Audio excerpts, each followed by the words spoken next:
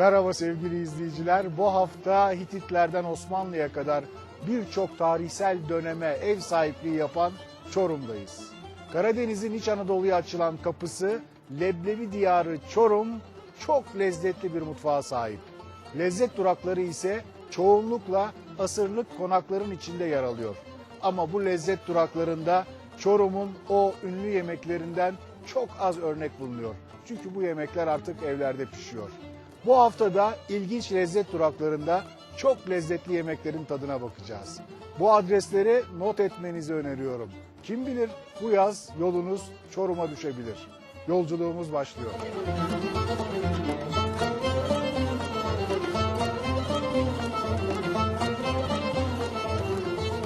Çorum'dan Samsun'a doğru giderken 12. kilometredeki Hancılar Restoran gerçek bir yol üstü lezzet durağı. Hem lezzetli etleri, hem güzel mekanı, çiçekli bahçesi, hem küçük hayvanat bahçesiyle gelenlerin çok ilgisini çekiyor. Peki kimler geliyor bu yol üstü lezzet durağına? Yol üstü lezzet durağı hancılarımıza genelde Çorumlu hemşerilerimiz sağ olsunlar uğruyorlar. Karadeniz güzergahı geçişinde yerli turist tabir ettiğimiz, yani bütün siyasetçisinden, iş adamından, bütün kesimden çok nezih, elit bir tabakada müşteri tabakamız var. Bir de sizin çocukları da düşünmüşsünüz. Geniş bir çocuk bahçeniz var. Küçük bir hayvanat bahçeniz var. O nereden çıktı bu fikirler? Tabii ki günümüz betonlaşmanın vermiş olduğu, çocuklara oyun parklarının azaldığı bir ortamda aileleri yemek yerken konuklarımızın çocuklarının da daha güzel, eğlenceli, güvenli bir ortam tattırmak için böyle bir oyun bahçesi, koşup oynayabilecekleri hususiyetleri içerisinde bir oyun parkı oluşturduk. Bir de siz çoban kavurma yapıyorsunuz. Çoban kavurma yapıyoruz, mantarlı çoban kavurma yapıyoruz. Çökertme kebabımız var bunun yanında da. Oraya gelelim. Sizin etlerinizin lezzeti yanı sıra çökertme kebabınız da oldukça meşhur. Nasıl yapıyorsunuz? Çökertme zannediyorum Bodrum yöresinin bir yemeği, Evet, değil mi? evet. Biz tabii güzel pirzolamızın yanına yeni menülerde de güzel bir şeyler olsun diye çökertmemize katmaya karar verdik. Bu çökertme kebabımızın ilk önce etini özenle bir kere titizlikle seçiyoruz. Terbiyede beklettikten sonra etimizi pişiriyoruz. Kavuruyoruz. Tavada kavuruyorsunuz. Tavada kavuruyoruz.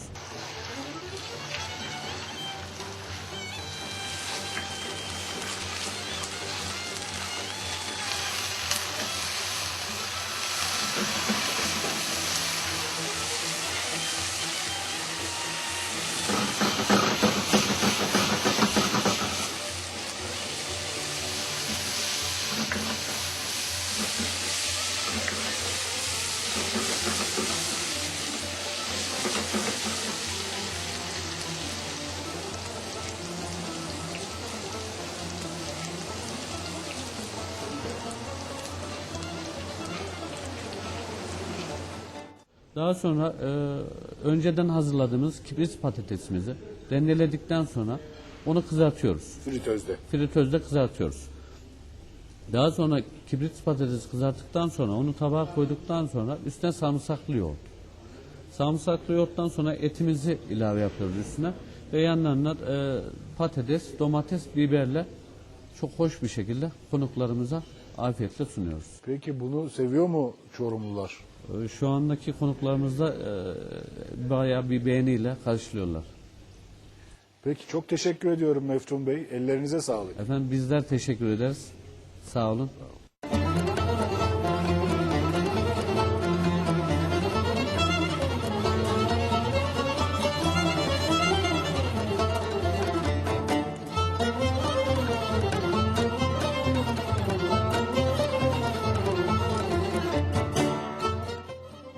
Tam bir lezzet senfonisi.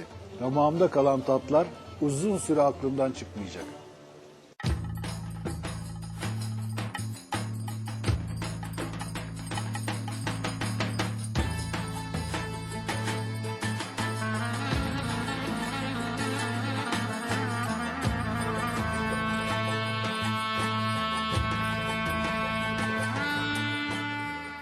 Çorum deyince akla gelen ilk yiyecek tabii ki leblebi. Kentin her tarafında leblebi satan dükkanlar sıralanmış. Ama bizim bildiğimiz gibi sadece sarı ve beyaz leblebi yok artık. Kaç çeşit var yaşadık? 12 çeşit leblebi çeşidi 12 var. çeşit. Evet. Neler bir efendim. sayı ver şunları. Leblebi, sade leblebi bildiğimiz klasik leblebi, beyaz nokut leblebi, şekerli leblebi, renkli aroma dediğimiz şekerli leblebilerin herkese, portakallı leblebi, çikolatalı leblebi, kakaolu çikolatalı leblebi, baharatlı leblebi, tuzlu sade leblebimiz. Çeşidi saymakla ürün çoğalıyor tabii. Peki bunların en çok rağbet gören hangisi? Tabii klasik leblebimiz her zamanki gibi sade leblebiye uyar bir leblebi olmuyor muhakkak. Sevgili izleyiciler, tadına baktım. Gerçekten de Çorum'un leblebisi harika.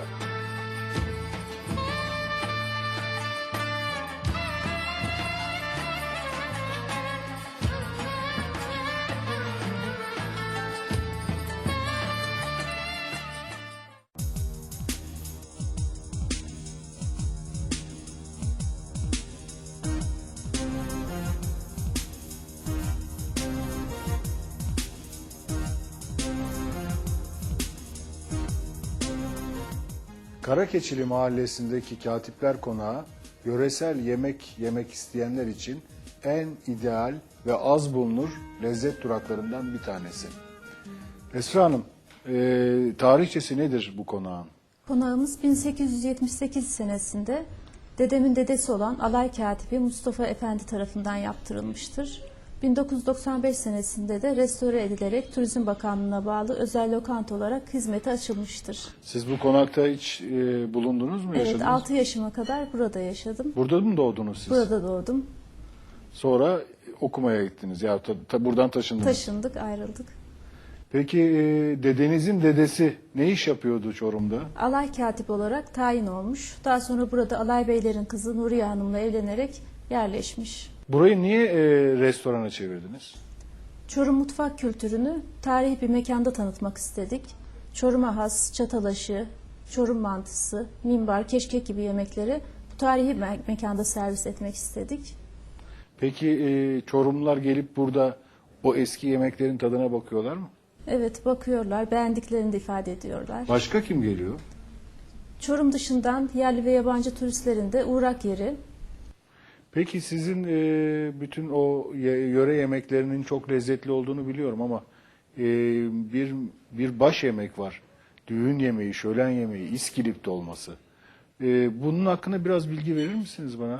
İskilip dolması Osmanlı Sahra mutfağının yemeklerinden birisi.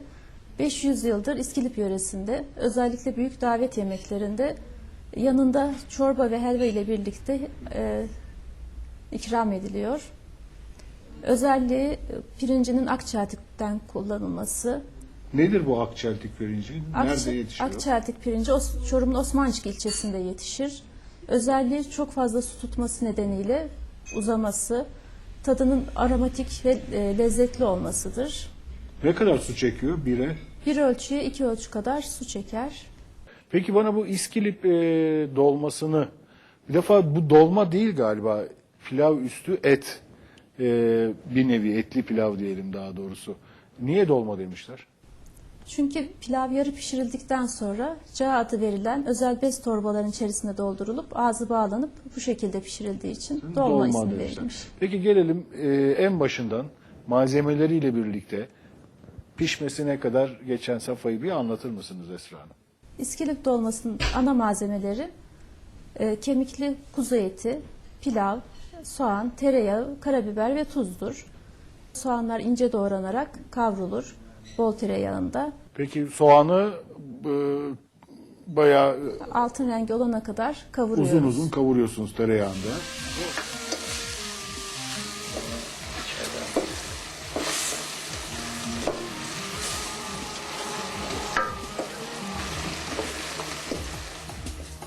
Sonra içerisine su ilave edilir. Suyun kaynaması beklendikten sonra bekleyen pirincimiz nişastası iyice gidene kadar yıkanıp bu kaynayan suya ilave edilir.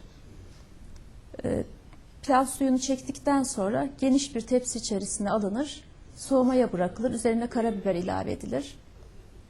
Dinlendirilmiş pilav daha sonra cağ torbası adı verilen özel torbaların içerisine doldurulup ağzı sıkıca kapatılır. Peki torba neden yapılıyor?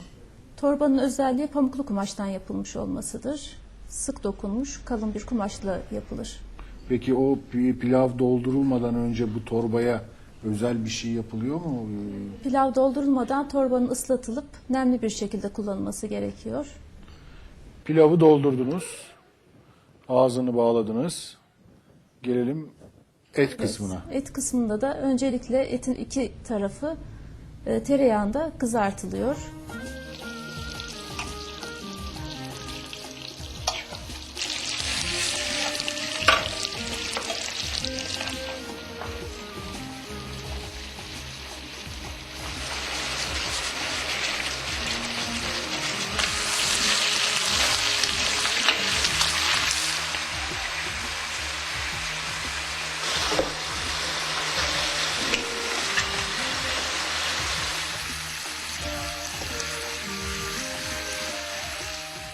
Derin bakır kapların dibine yerleştirilir. Üzerine soğan, karabiber ve su ilave edilir.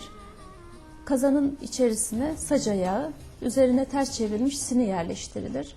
Torba içerisinde hazırladığımız pilav sininin üzerine yerleştirildikten sonra kazanın kapağı kapatılır. Kapağın kenarları katı hazırlanmış bir hamurla içinden sadece buhar geçebilecek bir delik bırakılacak şekilde kapatılır. Peki bu pilav etin buharıyla mı tekrar torbanın içinde pişiyor? Evet. Niye torbanın içine koyuyorlar bu pilavı? Ya onun hakkında bir bilginiz var mı? Bu pilavın yarı pişmiş pilav akçaatik kullanıldığı için etin suyunun buharıyla daha lezzetli olması, pirincinin tane tane diri bir şekilde pişmesi için torba içerisinde kullanılıyor. Sonra 5-6 saat pişti. Piştikten sonra kazanın kapağı açılır.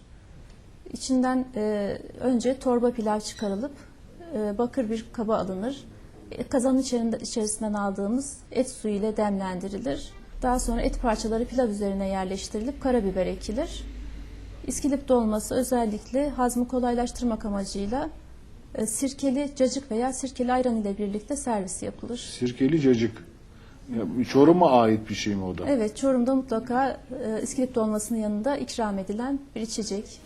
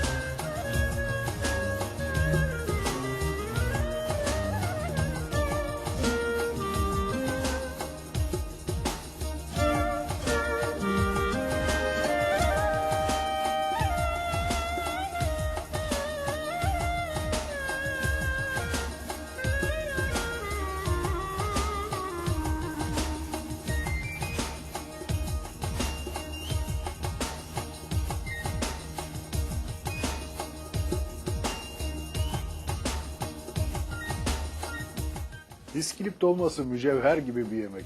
Şaşırtıcı bir tadı var.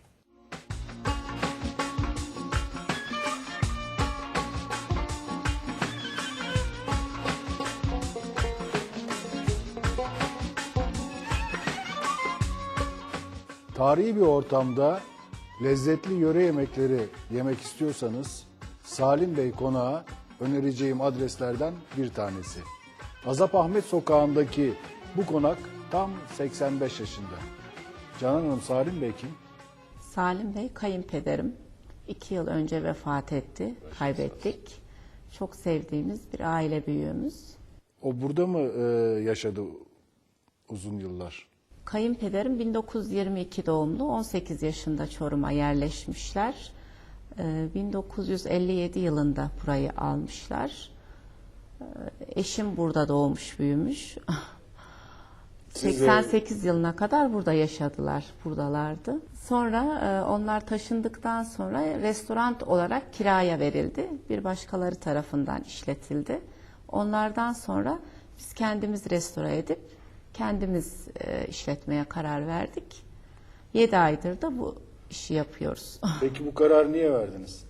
Tarihi değerlerimizi tanıtmak, Çorum'un yöresel yemeklerini tattırmak, tarihi kültürümüz yaşatmak adına karar verdik. İyi de yapmışsınız. Peki kimler müşterileriniz kimler?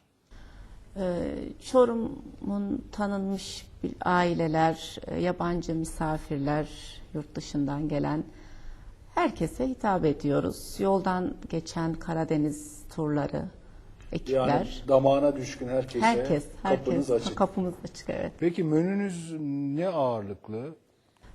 Çorum yöresel yemeklerini ben önce söyleyeyim. Hingel, mimbar, keşkek, Çorum'un beşlisi diye anılan düğün yemekleri, düğün yemeği var. Bunun haricinde ızgara ve pide çeşitlerimiz, her çeşit ızgaramız mevcut. Sizin iki yemeğiniz öne çıkıyor. Bunlardan bir tanesi hingel. Bana hingelin yapılışını anlatır mısınız lütfen? Hingel, un, yumurta, tuz ve suyla hamur yoğruluyor. Ondan sonra tek parça halinde açılıp bardaklarla kesilip arasına yaş kıyma, O kıyma neden yapılıyor o iç? Neler var içinde? soğan rendesi, tuz, karabiber, pul biber karışımı konup itinayla balık şeklinde büküldükten Bunun bükülmesi de zor değil mi? Evet, evet. Yani maharet isteyen Evet, bir şey. kesinlikle, kesinlikle. Sonra kaynayan suyun içine hingel atılıyor, tuzu ve çok az sıvı yağ ile 10 dakika pişiriliyor.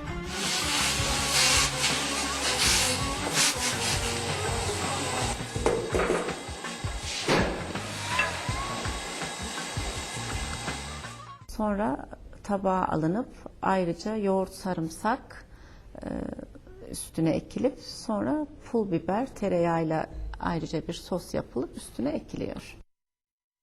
Peki diğer sizin ikinci önemli tatlınız sıkma.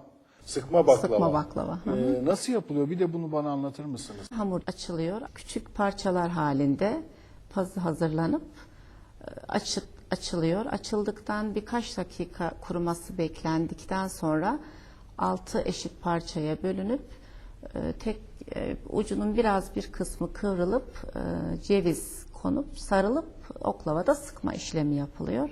2-3 gün kadar kurumaya tepsiye diziyoruz.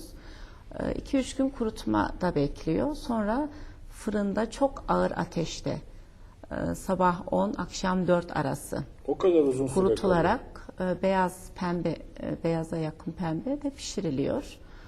Ondan sonra sıcak şerbetle şerbeti yapılıp dökülüp sunuma hazırlanıyor.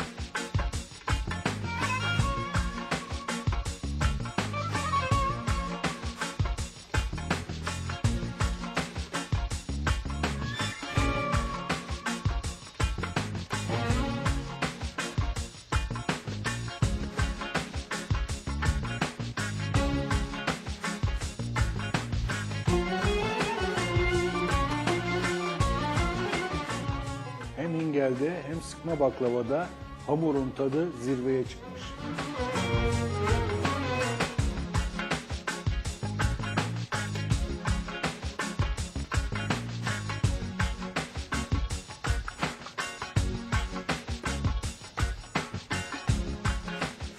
Leblebi diyarındaki yolculuğumuz Çorum Müzesi'nin önünde sona erdi. Adresler sizden, gelmesi bizden. Bir sonraki programda görüşmek üzere, hoşça kalın.